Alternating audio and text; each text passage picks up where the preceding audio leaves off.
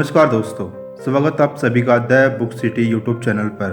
दोस्तों आज आपके लिए लेकर के आए हैं एक ऐसी बुक समरी जो बताती है कि हम जो भी है अपने विचारों के कारण ही है। हैज ए मैन थिंकड, ये बुक बताती है कि किस तरह हम अपने विचार रूप यंत्र का उपयोग कर सकते हैं। हम वास्तव में वही है जो हम सोचते हैं। हमारा चरित्र हमारे विचारों का फल है। आप अपने भाग्य के निर्माता है। ये नियम परम सत्य है कि जो खोजेंगे उन्हें मिलेगा, जो दस्तक देंगे उसके लिए दरवाजे खुलेंगे, क्योंकि धैर्य, अभ्यास और निरंतर प्रयास के माध्यम से ही ज्ञान के मंदिर में दाखिल हो सकते हैं। हमारे विचार ही हमारे कर्म निर्धारित करते हैं। हमारे कर्म से ही हमारे चरित्र बनते हैं। चरित्र से ही पूरा का पूरा जीवन बनता है। दोस्तों आज का यह वीडियो बहुत ही ज़्यादा स्पेशल होने वाला है। दोस्त बात करने वाले हैं इस किताब के बारे में, जिसके बारे में बहुत ही ज़्यादा जानकारी आपको मिलने वाली है।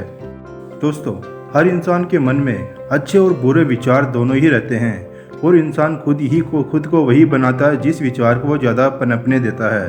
कैसे सपने हैं आपके, क्या सुख सुविधा चाहते हैं आप, क्या लक्ष्य है आपका, कैसे हालात में हैं आप, ये सब कोई और नहीं बल्कि आपके विचार हैं। आपके लिए बनाए गए हैं। विचार को ही मन को दिशा देते हैं और मन जीवन को दिशा देता है। लेखक कहते हैं कि अपने विचारों पर नज़र रखिए, क्योंकि विचार ही आपके शब्द बनते हैं। अपने शब्दों पर नज़र रखिए, क्योंकि शब्द ही आपके कार्य बनते हैं। अपने कार्य पर नज़र रखिए, क्योंकि कार्य से ही आपकी आदतें बनती है। अपनी आदतों पर नज़र रखिए, क्योंकि आदतों से आपका चरित्र बनता है। अपने चरित्र पर नज़र रखिए, क्योंकि चरित्र से ही आपकी किस्मत बनती है। दोस्तों बात करते हैं विचार और चरित्र। क्या ऐसा हुआ कभी कि हम करेले का बीज लगाए और उसमें से आम का फल मिला हो? नहीं ना। उसी तरह जैसे विचार आप रखते हो उसी तरह के इंसान आप बन जाते हो। विचार एक बीज की तरह है, उसमें किया गया काम आपका चरित्र बनाता है। गलत विचार गलत काम करवाता है, फिर हालात बुरे बन जाते हैं। अच्छी सोच हमें अच्छा काम करवाते हैं, जिससे फिर हम अपने जीवन में खुशी और सफलता को अपनी तरफ आकर्षित करते हैं। दोस्तों मन में निहित विचार ने हमें बनाया है। हम जो भी हैं अपने विचारों द्वारा गढ़े और निर्मित किए गए हैं। अगर इंसान के मन में गलत विचार है तो उसके पास दुख ऐसे आता है जैसे बैल के पीछे पहिया। उसी तरह अगर मन में अच्छे और पवित्र विचार है तो निश्चय ही प्रसन्नता उसका पीछा ऐसे करती है जैसे धूप में परछाई।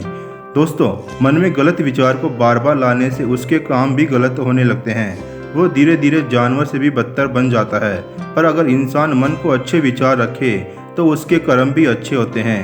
इसलिए कहा जाता है इंसान खुद अपने चरित्र का निर्माता है और अपनी किस्मत और खुशहाली का खुद ही जिम्मेदार होता है। कड़ी मेहनत और खदानों की गहरी खुदाई से जैसे सोना और हीरा पाए जाते हैं, उसी तरह इंसान अपने मन की गहराई में जाकर अपने विचारों पर नज़र रखे, उन्हें अपनी समझ और सूझबूझ से नियंत्रित करे, तो वह खुद में अच्छे बदलाव ला सकता है। खुद की गहन अध्ययन से हम अपने विचार में सुधार ला सकते हैं और अपने चरित्र को बेहतर बना सकते हैं।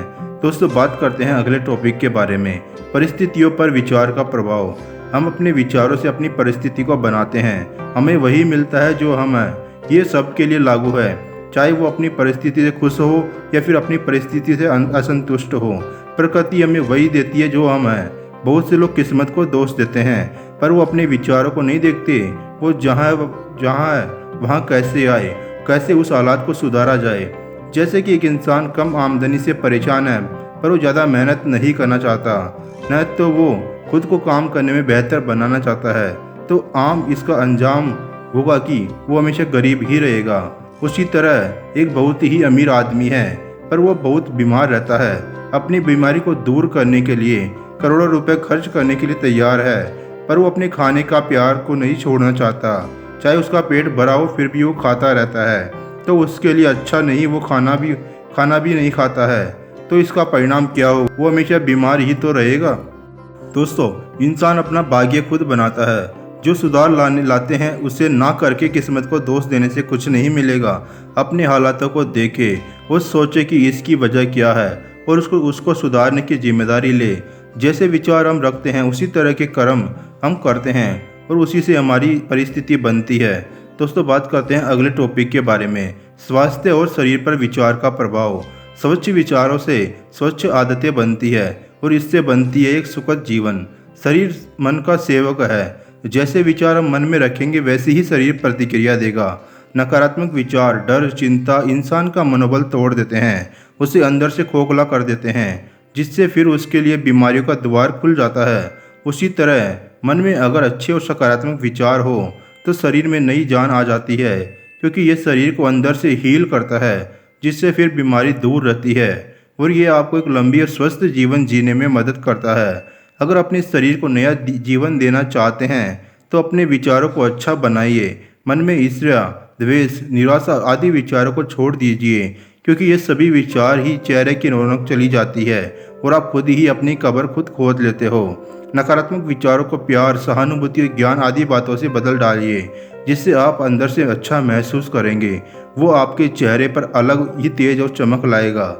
कई लोग ऐसे होते हैं जो बूढ़े हो जाने पर भी उनके चेहरे पर अलग ही नूर होता है, क्योंकि उनका नज़रिया जीवन के प्रति अच्छा होता है। वो हर स्थिति में कुछ ना कुछ अच्छाई ढूंढ लेते हैं और खुश रहते हैं। पर कुछ लोग अपनी उम्र से भी ज़्यादा बूढ़े और खराब दिखते हैं, क्योंकि वे अपने मन को द्वेष, ईर्ष्या और क्रोध आदि विचारों से भरे रहते हैं। इसलिए बेहतर स्वास्थ्य के लिए अपने मन को अच्छी विचारों से पोषित कीजिए, जिससे कि आप लंबा और स्वस्थ जीवन का लाभ उठा पाएंगे। नंबर 4, विचार और उद्देश्य। बिना किसी उद्देश्य का जीवन ऐसा है जैसे पानी में तैरती हुई लकड़ी, जिसकी कोई दिशा नहीं होती है और वो पानी के बहाव में बहती रहती है। वैसे ही जब हमें अपना उद्देश्य पता ही नहीं होता है, तब हम डर, चिंता और निराशा जैसे विचार आते हैं, जिससे फिर दुख, मजबूर और असफल आदि विचार के शिकार बन जाते हैं। इसलिए अपने जीवन को एक उद्देश्य से जोड़ें, तभी आपके विचार उस उद्देश्य से जुड़ पाएंगे और उसे पाने में जुट जाएंगे। तब आपका जीवन उस नाव की तरह बन जाएगा जिसे अपनी मंजिल पता है, और वो सारे तूफानों को झेल कर वहाँ आगे बढ़ता रहेगा। जब आप अपने मकसद को जानते हैं तो बेकार की कल्पना और भ्रम को आपको परेशान नहीं करती। आपको हिम्मत मिलती जाती है जिसका आप आसानी से परेशानी का सामना कर पाते हैं। इसलिए अपने लक्ष्य पर ध्यान दीजिए, जिससे फिर आपका सेल्फ कंट्रोल बढ़ेगा। जब आप हर परेशानी से निकल कर अपना लक्ष्य हासिल कर लोगे तो आपका चरित्र और भी ज़्यादा मजबूत हो जाएगा। जो भी आपका उद्देश्य है, अपने विचारों को उससे जोड़ दीजिए। ये फिर अपना रास्ता उसे पाने के लिए लगा देंगे। खुद को डर और भ्रम में रहने मत दीजिए। डर और भ्रम से आपको कुछ हासिल नहीं होगा। अपना पूरा ध्यान अपने लक्ष्य पे लगा दीजिए और आगे बढ़ते जाइए। नंबर 5, उपलब्धि में विचार कारक है। कोई भी उपलब्धि बिना बलिदान या सेक्रीफाइस के नहीं आती है। बड़ी सफलता बड़े त्याग से मिलती है और छोटी कामयाबी छोटी त्याग से। अगर आप भौतिक और आध्यात्मिक तौर पर सफल हो भी जाए तो उसके बाद भी आपको अपने विचारों को शुद्ध और अच्छे रखने होंगे। लोग जब आपके लक्ष्य पर काम करना शुरू करते हैं तब कई तरह के विचार उनका ध्यान भटकाते हैं। असली परीक्षा तभी आती है तब आप अपने गलत विचारों को संभाल सके। आपका लक्ष्य है अमीर बनना, पर आपके मन में ये शंका है कि आप अमीर नहीं बन सकते या सफल नहीं हो सकते, तो आप जितनी भी कोशिश कर ले आप कभी भी सफल नहीं हो पाओगे, क्योंकि आप चाहते कुछ और हो और आपके विचार कुछ और हैं। हमारे विचार ही हमारे कर्म को दिशा देते हैं, उन चीज़ों को हमारे ओर लाते हैं जो हम चाहते हैं। इसलिए अपने विचारों को स्पष्ट रखें। हर वो गलत विचार को मन से निकाल दे जो आपका मनोबल को कमज़ोर करती है। तभी आप जो पाना चाहते हो वो सब हासिल आप कर पाएंगे। एक कमज़ोर इंसान की एक शक्तिशाली इंसान तब तक मदद नहीं कर सकता जब तक वो मदद लेना ना चाहे। मतलब जब तक वो खुद को कमज़ोर समझता रहेगा तब तक वो कुछ भी नहीं करना चाहेगा खुद को शक्तिशाली बनाने के लिए। तो ऐसे में कोई उसकी मदद कैसे कर पाएगा? अगर कोई अमीर बनना चाहता है पर उसका विचार बार बार गरीबी की तरफ जाता है, तब वो कभी आगे बढ़ने का सोचेगा भी नहीं, क्योंकि वो हमेशा अपनी बुरी स्थिति के बारे में सोचता रहेगा और अमीर बनने के रास्ते के बारे में उतना सोचेगा नहीं। इसलिए अपने विचारों को सही दिशा दीजिए और उन विचारों को निकाल फेंके जो आपको राह भटकाते हैं। मुश्किलें आएगी लक्ष्य की ओर जाने में। जितना बड़ा लक्ष्य उतनी ही ज़्यादा समस्याएं आती है, क्योंकि कोई भी उपलब्धि के लिए हमसे जीवन कुछ त्याग और मेहनत मांगती है। वो तो देना ही पड़ेगा, पर जो चाहिए वो असल जरूर होता है। नंबर 6, दर्शन और विचार। इस दुनिया का कोई बड़ा अचीवमेंट शुरू हुआ था किसी के सपने से, जहाँ वो चांद पे जाना हो या बिजली की खोज करके दुनिया को रोशन करना हो। कोई भी चीज़ रियल बनने से पहले वो सपने में क्रिएट होती है। एक समय में हमारे फ्रीडम फाइटर का भी सपना था कि हमारे देश को आज़ाद कराने का, और उसी की वजह से हम आज़ादी की सांस ले रहे हैं। इसलिए अपना ड्रीम, अपना विजन हमेशा अपने मन में जिंदा रखें, तभी हम उसको पाने के लिए सही काम कर पाएंगे। और उसे पाने की अपॉर्चुनिटी को ढूंढ कर एक दिन वो भी आसानी से पूरा कर ही लेंगे। दोस्तों, किसी ने सच ही कहा है, dreamers save the world, your vision and ideal are the most precious things you have. कई साल पहले लोगों ने ये भी नहीं सोचा था कि इंसान हवा में उड़ पाएगा, और आज ये हकीकत है। जितनी सुविधाएं आज हमें मिल रही है वो कभी किसी की कल्पना ही थी। इसलिए अपने मन, अपने सपनों को पनपने दीजिए। एक अंडे में खूबसूरत चिड़िया छुपी होती है, एक छोटी सी बीज में एक बड़ा पेड़ छुपा होता है। वैसे ही हमारे सपने ही तो हमारे सच का बीज है। जो भी आपकी इच्छा है वो सच होगा, बस अपने आप को, अपने सपने को धुंधला मत होने दीजिए। नंबर 7, शांति। मन की शांति ज्ञान और आत्म नियंत्रण से आती है। एक शांत इंसान जानता है कि हर चीज़ के पीछे कोई ना कोई कारण होता है, इसलिए वो गुस्सा करना या चिंता करना छोड़ देता है। हालात चाहे जो कुछ भी हो, वो शांत रहता है। वो दूसरों के साथ सही व्यवहार करना जानता है, इसलिए लोग भी उसे पसंद करते हैं और सम्मान देते हैं। एक इंसान जितना शांत और समझदार होगा, उसकी सफलता, उसकी शक्ति उतनी ही बढ़ेगी और लोगों पर उसका असर ज़्यादा होगा, क्योंकि शांत इंसान खुद को संभालना जानता है और दूसरों के साथ अच्छा व्यवहार करता है, जिससे फिर लोग उससे बात करना और काम करना पसंद करते हैं। शांति ही शक्ति है, आत्म नियंत्रण ताकत है, सही विचार असली जीत है, जो इंसान को जीवन में महारथी बना सकती है। दोस्तों, बात करते हैं सारांश के बारे में, इस बुक समरी के सुझाव के बारे में।